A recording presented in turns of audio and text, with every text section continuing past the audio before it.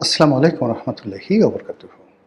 সম্মানিত দর্শক, ত্রয়োদশ জাতীয় সংসদ নির্বাচনের পর সংসদ সদস্যরা এখানে শপথ গ্রহণ করেছেন এবং খুব দ্রুত সংসদ অধিবেশন বসবে। কিন্তু তার আগে যারা সরকার দলীয় সংসদ সদস্য মানে সংখ্যাগরিষ্ঠ যারা মানে দল বিএনপি, তারা সরকার গঠন করে ফেলেছে। তাদের সংসদীয় কমিটির বৈঠক হয়েছে এবং সেই বৈঠকে সংসদ নেতা এবং প্রধানমন্ত্রী তারা নির্বাচিত করেছেন এবং তারেক রহমান সাহেব সগৌরবে তিনি প্রথম কার্যদিবস যেদিন উদযাপন করলেন সচিবালয়ে, ঠিক সেই দিনই আমি বিকালবেলাতে এই ভিডিও করছি। প্রথমত হলো যে বিএনপির একছত্র আধিপত্য, বিএনপির নিরঙ্কুশ সংখ্যাগরিষ্ঠতা এবং তাদের এই যে ১৭ বছর পর শাসন কার্যে ফেরা, এটির ভবিষ্যৎ কেমন হবে? এটি কি বিএনপি যেভাবে চায় সেভাবে হবে, নাকি জুলাই আগস্ট যে বিপ্লব হলো সেই বিপ্লবের প্রেক্ষিতে যে জুলাই সনদ স্বাক্ষরিত হলো, সেই জুলাই সনদ স্বাক্ষরের যে রীতিনীতি সে অনুযায়ী হবে? জনাব আলী রিয়াজ বা ডক্টর মোহাম্মদ ইউনূস গত ১৭টি মাস ধরে যে সকল সংস্কার করেছেন সে সকল সংস্কার অনুযায়ী কি সংবিধান পরিবর্তন হবে? তারপর সংসদের উচ্চকক্ষ, নিম্নকক্ষ ইত্যাদি যা কিছু রয়েছে বা গণভোট বলতে যা কিছু হয়েছে, এগুলো বাস্তবায়িত হবে কি না, মিলিয়ন ডলারের প্রশ্ন এবং আমরা এখনো পর্যন্ত জানি না। বাস্তবতা হলো যে বিএনপি যদি চায় অনেক কিছু হবে, আর বিএনপি যদি না চায় তাহলে হয়তো উচ্চকক্ষ, সংবিধান সংশোধন, জুলাই সনদ এগুলো অধরাই থেকে যাবে। আর সেটির সম্ভাবনা কতটা রয়েছে তা নিয়ে আলোচনা করব, কিন্তু তার আগে আমরা ইতিবাচক অর্থে আলোচনাটা করি। ধরুন বিএনপি জুলাই সনদের যে বিষয়গুলো তাদের পছন্দ হলো, সেই বিষয়গুলো তারা অন্তর্ভুক্ত করলো, তারা মেনে নিল।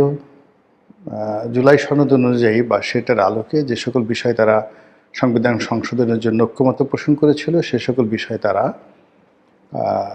নিজেদের মতো করে সংবিধান সংশোধন করলো এবং যেভাবে বলা হয়েছে সেভাবে একটি নিম্নকক্ষ যেটি নির্বাচিত হয়েছিল এর প্রেক্ষিতে ভোটারের আনুপাতিক হার অনুযায়ী তারা উচ্চকক্ষ গঠন করলো। তো আমাদের এই যে উচ্চকক্ষ, এটি বাংলাদেশের ক্ষেত্রে ব্যতিক্রমধর্মী একটি ঘটনা। অনেকে এটাকে নিয়ে টিটকারি করছেন, মশকরা করছেন। তারা জাতীয় সংসদের যে ছবি, সেই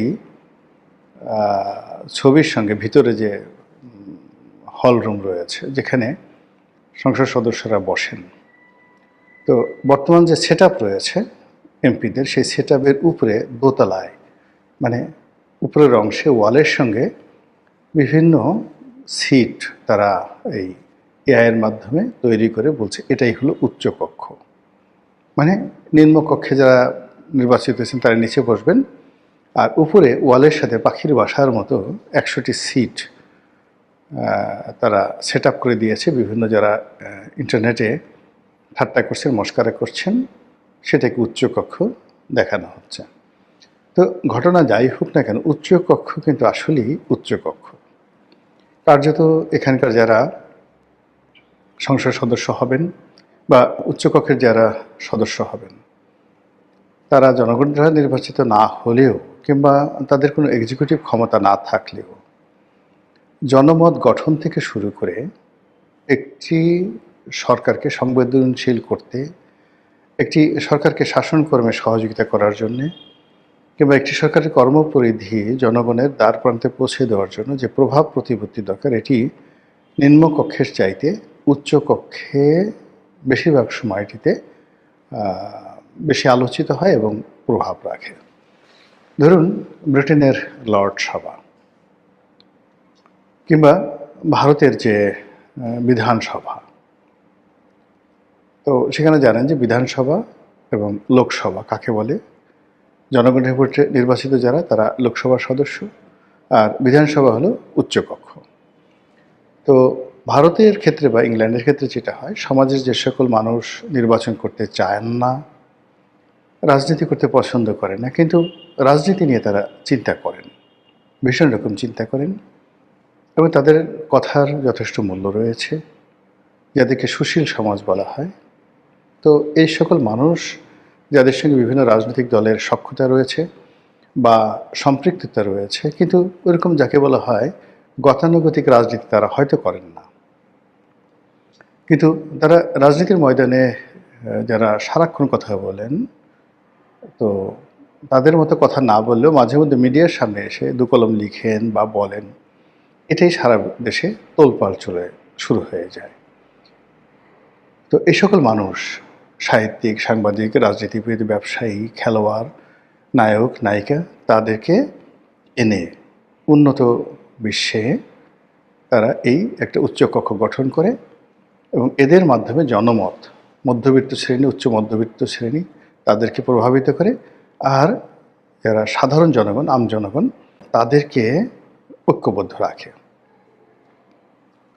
তো বাংলাদেশেও ঠিক এরকম দেখুন, উচ্চকক্ষ না হলেও আমাদের যে সুশীল সমাজ, বিভিন্ন সময়টাতে বিভিন্ন সুশীল সমাজ, তারা অনেক সময় রাজনীতির যে গন্তব্য পরিবর্তন করে দেয়, রাজনীতির ধারাপাত বন্ধ করে দেয়, এবং তারা অনেক সময় দেখা গেল যে অনেক রাজনীতিবিদদের বাড়া ভাতে অনেক সময় ছাই দিয়ে দেয়।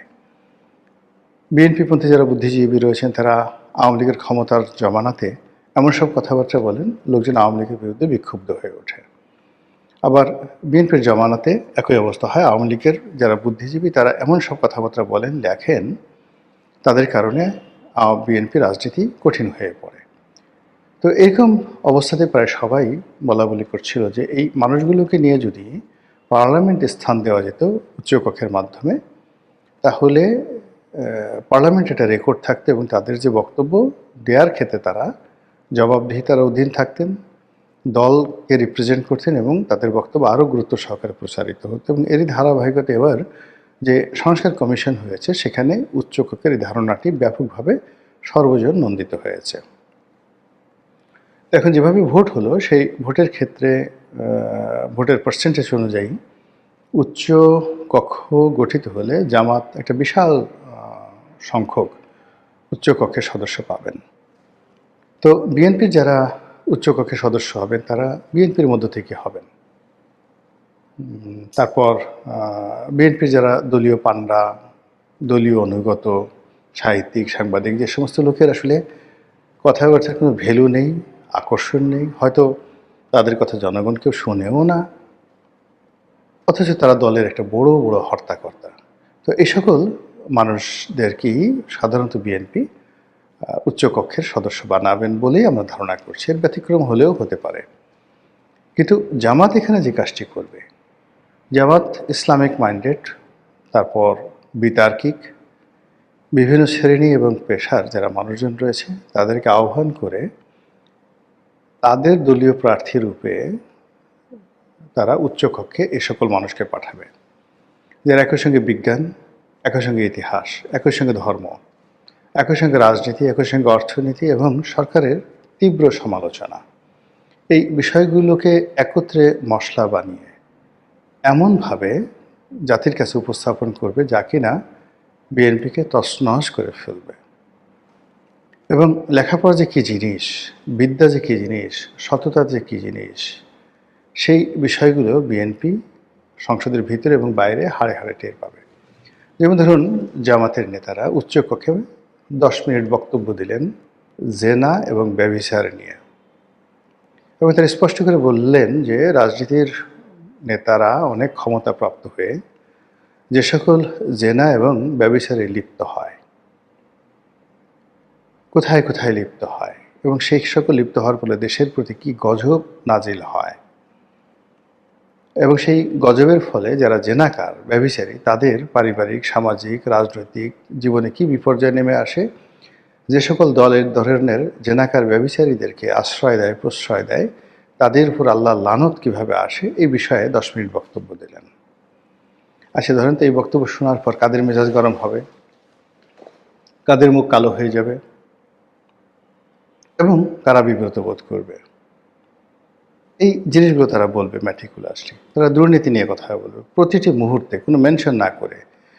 একটি বিশেষ দল, একটি বিশেষ গোষ্ঠী, যারা শত চেষ্টা করেও দুর্নীতি থেকে মানে নিজেদেরকে রক্ষা করতে পারছে না। তারা বলবে যে এই গোষ্ঠীটির সম্ভবত রক্ত খারাপ, এদের জন্মে ত্রুটি আছে। এর কারণ হলো যখনই তারা বিপদে পড়ে এই দুর্নীতি করার কারণে, তারা তওবা করে, আল্লাহর কাছে অঙ্গীকার করে যার জীবনে কখনো তারা অন্যায় করবে না। কিন্তু যেই মুহূর্তে তাদেরকে আল্লাহ বিপদ থেকে রক্ষা করেন, অমনি তারা সদল বলে পথে ঘাটে মাঠে ঠিক উন্মাদের মতো তারা দুর্নীতি শুরু করে, চাঁদাবাজি শুরু করে, দখল বাণিজ্য শুরু করে। আর এই কাজ করার কারণে তাদের উপর আল্লাহর লানত, গজব, এবং এই মানুষগুলো আল্লাহর অভিশাপের অধিভুক্ত হয়ে যায়। এই ধরনের বক্তব্য যখন পার্লামেন্টে দেওয়া হবে, আপনি চিন্তা করেন তো কী ধরনের একটা পরিস্থিতি তৈরি হবে, কারাদের মুখ কালো হবে এবং কারা টেবিল থাপড়ে এই কথাগুলো প্রচার করবে। এবং এগুলো আমাদের যে জাতীয় মিডিয়াগুলো রয়েছে, সেই মিডিয়া কতটা গুরুত্ব সহকারে প্রকাশ করবে এটা বলাই বাহুল্য। ফলে স্পষ্টতই উচ্চকক্ষে জামাত দীর্ঘদিন রাজত্ব করবে, পুরো সময়টাই রাজত্ব করবে, এবং এখানে জামাতের সাথে তাদের প্রতিপক্ষ যারা আছে তারা পেরে উঠবেন না। আর এই বিষয়টি আপনি বা আমি স্পষ্ট বুঝতে পারছি। আর বুঝতে পারার কারণে উচ্চকক্ষের ঝামেলা, উচ্চকক্ষ গঠন, এটা যে বাধ্যবাধকতা, স্বাধীনভাবে রাষ্ট্র পরিচালনা করার ক্ষেত্রে এই মুহূর্তে প্রধানমন্ত্রীর যে ক্ষমতা রয়েছে, সেই ক্ষমতাকে চ্যালেঞ্জ জানানোর জন্য নানা রকম যে পরিকল্পনাগুলো আসবে উচ্চকক্ষ থেকে, সেগুলো বিএনপির আসলে ভালো লাগবে না। কাজেই আগামীতে যদি আমরা দেখি যে জুলাই সনদ অনুযায়ী বা ডক্টর মোহাম্মদ ইউনূসের যে তথাকথিত সংস্কার, সে সংস্কার কমিশনের যে সুপারিশমালাগুলো রয়েছে সেগুলো বিএনপি বাস্তবায়ন না করে, আমি হয়তো আশ্চর্য হব না।